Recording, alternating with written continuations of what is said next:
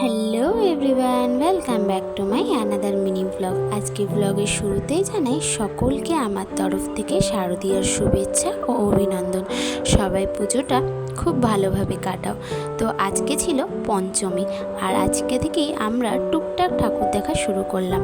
আজকে আমরা গেছিলাম আমাদের বাড়ির কাছাকাছি কয়েকটি প্যান্ডেল দেখতে এবং মাতৃ প্রতিমা দর্শন করতে।